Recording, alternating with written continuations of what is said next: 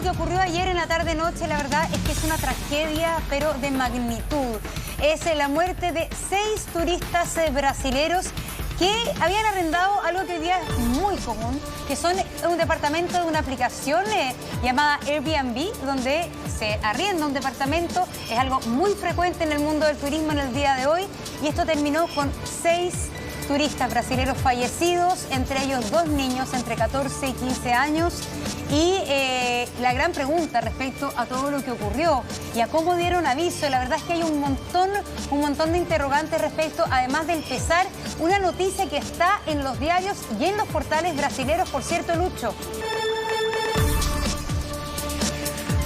Así es, una noticia terrible, muchachos, por la información que tú presentabas. Son 4 adultos, 2 menores que terminan fallecidos, y que además existía la preocupación de qué es lo que podía pasar con las otras personas que estaban en ese edificio. Tú lo comentabas, en la aplicación Airbnb, que se utiliza bastante para poder arrendar departamentos, arrendar casas, y es una aplicación que la gracia que tiene es que puede ser también a nivel internacional, entonces es bastante cómoda. Por ello es que la utilizaban también estos turistas brasileños que arrendaban este departamento en pleno centro de Santiago. Y claro, se van sumando varias situaciones. El frío que hacía durante el día de ayer, ellos como brasileños también, que no están acostumbrados al frío, tenían todas las ventanas cerradas, y ahí es donde comienza ya la investigación por parte de los entes especializados, de saber qué es lo que pasó. En primera instancia, saber si es que hay algún problema con la red de gas que tenía ese edificio. Ese es uno de ellos. El otro es saber si existía algún inconveniente con la matriz exterior del departamento, y lo otro, si había presencia de balones de gas en el interior de este departamento. Hay muchos edificios que en sus reglamentos de copropiedad prohíben el tener cilindros de gas en el interior de los departamentos. Entonces, por lo mismo, es que se da esta situación que va a ser investigada por carabineros, por bomberos y también por la Superintendencia de Electricidad y Combustibles, para tener mayores detalles de qué es lo que pasaba con la red de gas y el suministro de gas al interior de este edificio. Lo que pasa es que además esta historia, esta tragedia, la verdad, que tiene elementos sumamente especiales, y que yo decía que hay que resolver. Acá hay un mensaje vía WhatsApp o una llamada telefónica de uno de los adolescentes que estaban en el departamento, donde le dice a un familiar en Sao Paulo, le dice: me siento mal, nos sentimos mal. Y ese familiar habría intentado nuevamente contactarse con las personas y no le contestaron.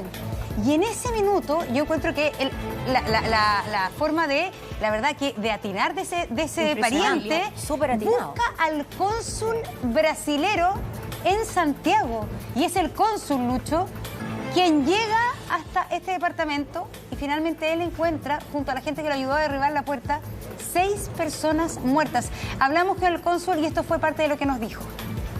Nosotros recebemos en el teléfono de urgencia a las 3 de la tarde, y nos contactó primero fue un familiar de una de las víctimas, ¿no? De Brasil, es de Brasil. Llegué acá aproximadamente a las 4:30, 4:40. Y ahí entramos, hemos sentido un olor de gas muy fuerte, ¿no? Encontramos los 6 cuerpos ya muertos, ¿no? Y ahí llamamos a los carabineros inmediatamente. Nosotros vamos a dar todo el apoyo a los familiares de las víctimas, ¿no? Apoyar cuando lleguen acá, si vienen acá, para hacer los trámites, ¿no? Y ahí también apoyar a la familia en la decisión que tome respecto de los cuerpos, si va a volver a Brasil o no. Bueno, una situación realmente lamentable la que vivieron estas personas. Ahí estábamos escuchando al cónsul. Lucho escuchaba que no se tenía certeza del artefacto. Exacto. El artefacto del que fue, porque se habla de que hay una estufa, se habla que hay un calefón, ¿no es cierto? Se habla de la cocina. Entonces, en el sector de esas 3 artefactos estaría de donde se escapó el gas. Pero mucha gente en la mañana se preguntaba, decía, ¿cómo no tener la energía para abrir las ventanas, para abrir la puerta, para salir del lugar? La gente se preguntaba, ¿habrá otra cosa atrás de esto? ¿Por qué sentirse mal y hablar por WhatsApp en vez de salir? Es que, ¿sabes qué? Yo estaba, te lo juro, que obsesionada con esa pregunta, porque esa es la pregunta la que hace la diferencia entre la vida y la muerte. Pero lo que pasa es que en Brasil, en muchos sectores, no se utiliza el gas.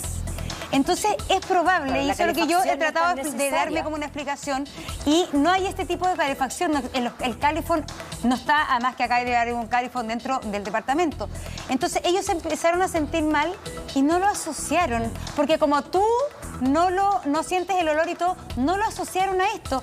Y puede ser que hayan estado viviendo siesta, por ejemplo, algunos. Pero ahí te pregunto, Monse, te pregunto, ¿no por ley se debería sentir el olor? Es que el monóxido, vamos a hablar con el especialista. Sí, es distinto el gas. Le ponen un olor al gas, es distinto, pero el gas esto no al es gas. monóxido. Esto no es gas. Ya vamos a hablar con Jaime Poblete, que está con nosotros. Vamos a ver qué dijo la conserje, porque, Maca, lo que tú decías, esto no era gas, es monóxido, y eso es lo peligroso. Exacto. A ver, veamos qué dice la conserje respecto a lo que sucedió.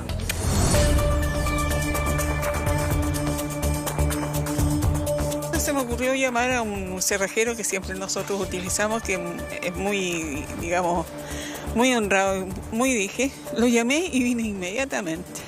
Entonces, justamente el cónsul me dice, ya llamaron a Carabineros. Y este señor abre la puerta y creo que casi se desmaya. Cuando sale del ascensor, me dice, señora María Luisa, a veces están todos muertos. Sabe que a mí me vino una cosa pero terrible, porque eran niños, bueno, por lo menos yo lo vi sano, dije, saludaban muy atentos, muy sonrientes. ¿Llevaban poquitos días acá? Sí, como un poquito menos de una semana. ¿Habían tenido un problema similar antes? Jamás en la vida, yo llevo 25 años acá. ¿Nunca con el gas, nada? Nada. Inclusive antes era Gas Ciudad lo que tenía este edificio, ¿ya? Y después vino la reconvención de gas natural. ¿No tenía mantenimiento? O sea que creo que ahora nunca me había fijado, pero tenía un sello rojo ese.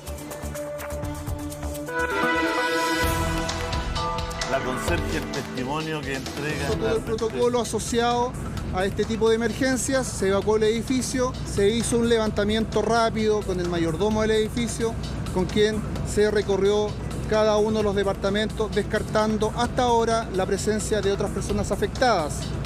Solamente les puedo decir que son 6 personas las fallecidas, 4 adultos, 2 menores, todos ellos de nacionalidad brasileña. El origen y la fuente de esta concentración de monóxido aún está siendo determinada.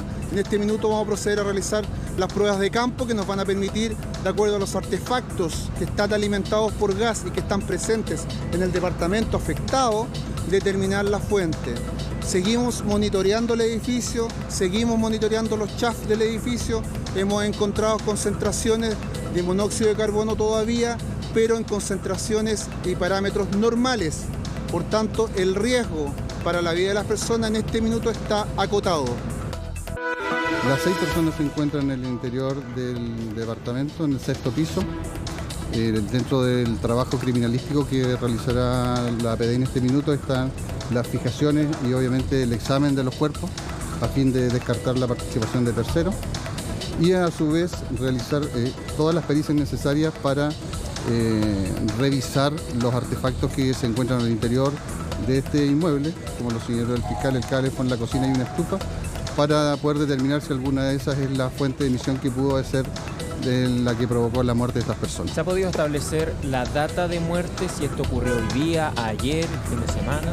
La data de muerte la vamos a poder confirmar una vez que terminemos el examen de los cuerpos, que está en pleno proceso. Pero de acuerdo a los primeros antecedentes, los cuerpos no tendrían más de 24 horas de fallecido, pero la data exacta será determinada una vez que termine el examen externo de los cuerpos. Hasta ahora es que los 6 están, digamos, la causa de muerte son fallecidos por monóxido de carbono. Estos brasileños habrían ingresado el día 19 de mayo, estarían con visa de turista. Tenemos 4 mayores de edad y tenemos 2 menores de edad, de 14 y 15 años los menores de edad. Esta emanación de monóxido de carbono tendría 3 posibles digamos, causales o fuentes, que sería un calefón, una estufa y una cocina. Se está barajando todavía cuál de las 3 es la causal, pero eso sería lo probable. Bueno, lo decíamos todo acá, una noticia que decía la Monse nos parte el alma porque realmente estamos realmente conmovidos con lo que ocurrió, estas pérdidas humanas de 6 personas por monóxido de carbono. Vamos a conversar con algunos expertos. Estamos con el urgenciólogo de la clínica Indisa. Está Pancho Sanfurgo allá. Pancho. Sí, ¿cómo están? Buenos días. Jefe de la unidad de paciente crítico, director subrogante, además de Clínica Indisa, Sebastián Ugarte. Doctor, un hecho lamentable, una tragedia que termina con 6 personas fallecidas, 2 menores de edad, por inhalación de monóxido de carbono. Ellos están al interior de un departamento, se investiga si es la estufa, si es el calefón, la cocina, se está viendo la matriz externa. ¿Qué? ¿Hablamos de monóxido de carbono o fuga de gas? ¿Cuál es la diferencia? Lo más probable es que estemos frente a monóxido de carbono. Todos los combustibles, la parafina, el gas y también petróleo, benzina de los vehículos, pueden producir por combustión incompleta e imperfecta monóxido de carbono. Esto es muy frecuente. Si es dentro de un departamento que no tiene ventilación, que no tiene corrientes de aire, se acumula. En Chile no tenemos costumbre de tener detectores de monóxido de carbono.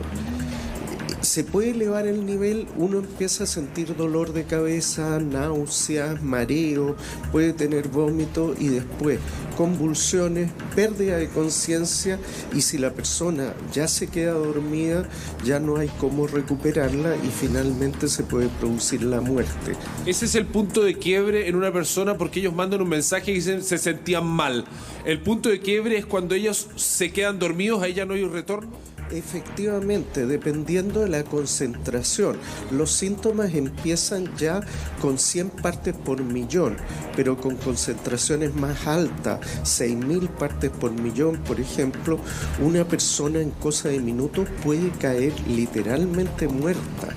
Entonces, ellos alcanzan a tener algunos síntomas, se dan cuenta que les está pasando algo, pero con la falta de experiencia, viven en un país que tiene otro clima, no entienden lo que les pasa y piden ayuda a miles de kilómetros de distancia, lo que impidió una rápida respuesta. Hubiera bastado abrir las ventanas, abrir las puertas, apagar los artículos que estaban encendidos y con eso se hubieran salvado las vidas. Ahí es importante lo que dicen ustedes, Julio César y Monserrate, en el estudio, si es gas o monóxido de carbono, claro. Es que eso justamente se lo vamos a preguntar porque, bueno, la pregunta angustiante para todos nosotros es eso. Sí. Es cómo no abrieron una ventana, cómo no identificaron que algo estaba pasando y porque se sentían mal por algo que estaba pasando ahí. Porque ellos escribieron un mensaje diciendo nos sentimos mal. Pero el monóxido de carbono, a diferencia del gas, estamos con Jaime Poblete, especialista también en esto, y Julio lo preguntaba, no huele a nada. Y ese es el gran problema del monóxido de carbono. Sí, claro. Se llama la muerte silenciosa, porque no se puede ver, no se puede sentir y no se puede oler. Porque producto de una combustión de cualquier tipo de combustible que contenga carburo, que sea defectuosa o incompleta, produce el monóxido de carbono. Ya, pero y eso, perdón. Usted me quiere decir que estamos expuestos a toda la gente que tiene en este momento un calefón, una estufa, una cocina dentro de la casa a morirse sin saber por qué se muere. Así es. De hecho, por eso que existen normativas al respecto. O sea, hay una cadena de responsabilidades. Por favor, ¿cuál? En la cadena de responsabilidad de partida que por ley, cualquiera que tenga alguna instalación acá tiene que cada 2 años certificarse. Por eso están los sellos, los edificios, y de hecho en este edificio en particular decía la misma conserje que tenía un sello rojo. Eso quiere decir que es una alerta entonces y que habría que haber tratado de detectar de dónde venía esta... Ni siquiera es alerta, significa que es severamente peligroso y por lo tanto tiene que cumplir un plan de reparación inmediato. Esta certificación cada 2 años la hace la Superintendencia de Energía y Combustible, SEC, eso es lo que llamamos con casco SEC. Ellos lo hacen, exactamente. De hecho, en Chile no se puede tener calefón dentro de la casa y tiene que ser por ley en lugar ventilado. Sí, de hecho, incluso se ha ido modificando la ley, sobre todo la de copropiedad, porque la ley de copropiedad lo que indica es que ahora ya ni siquiera la gente que está en el edificio se puede oponer a la inspección del SEC. O de alguien experto. No se puede oponer. De hecho, el administrador es el que tiene la responsabilidad y tiene que hacer un calendario de inspección. Jaime, pero en ese sentido, usted como experto en el tema, ¿cómo podemos saber nosotros, quienes vivimos en departamentos, por ejemplo, si estamos ante una presencia de monóxido de carbono? ¿Cómo lo vamos a comenzar a sentir? ¿Cómo no decir, me intoxiqué, comí algo, por eso me duele la cabeza, por eso me siento mareado y que no es finalmente un monóxido de carbono? Yo lo veo más por el tema de la gestión de la emergencia, del riesgo, de la preocupación y la responsabilidad que tenemos que tener nosotros. Porque si yo entro en mi casa, tengo que saber cuáles son las fuentes donde yo voy a tener potenciales peligros. No, potenciales peligros en general en mi casa. ¿Pero cuáles son esas para nombrarlas? Por ejemplo, normalmente donde usted tenga alguna fuente de energía. Es decir, podemos partir de la cocina, que normalmente lo más potencial porque usted trabaja con fuego permanentemente, donde tenga uso de gas, en este caso, sobre todo en invierno, todo lo que es la calefacción, y todo lo eléctrico. Entonces, a partir de ese momento yo tengo que tener ciertas consideraciones especiales que a veces yo creo que minimizamos como nunca nos va a pasar. Yo si tengo una estufa, todos los años que la prenda tengo que hacer un mantenimiento. Yo si tengo la cocina, ¿cuánto tiempo no le he hecho mantenimiento? Porque tiene conexiones de gas. Claro. Si yo tengo un calefón, ¿cuánto tiempo no le he hecho mantenimiento al calefón? Y así a las otras conexiones. Y ahí entramos en otra gran conversación que vamos a tener aquí, seguramente, que son estas aplicaciones. Porque no están reguladas. No. Entonces es una discusión que está latente, presente ahora. ¿Le puedo preguntar algo al doctor? Por favor. Doctor, le quería preguntar cuánto tiempo tiene que pasar para que uno ventile. Por lo general, cuando uno tiene una estufa, porque es bien engañoso lo de la SEC, porque por ejemplo en las cocinas obligan a tener una rejilla donde se ventile. Pero cuando alguien pone una estufa parafina, que muchas veces también es una combinación de parafina con electricidad, en el living o en una pieza, bueno, no hay ventilación. Y lo que hacen las personas es hermetizar los lugares. Si uno no quiere abrir la ventana porque se va el calor que uno ha acumulado durante todo el rato. ¿Cada cuánto tiempo hay que abrir la ventana, doctor, para no tener estos síntomas o no morir intoxicado? Usted hablaba de una cifra que es bien técnica, decir 6.000 o 100. Claro, para el ciudadano incluso nosotros no lo entendemos muy comúnmente. ¿Cuánto tiene que pasar en términos de tiempo, por ejemplo, de que no se ventile una pieza para que pueda ser peligroso? Mira, hay varias consideraciones. Uno, los artefactos que calefaccionan agua o el ambiente en base a combustión tienen siempre el riesgo de generar monóxido de carbono, siempre. Entonces, de ahí deben cumplirse las normas técnicas de tiro hacia el exterior, flujos de aire, etcétera, para asegurar que esto no se acumule.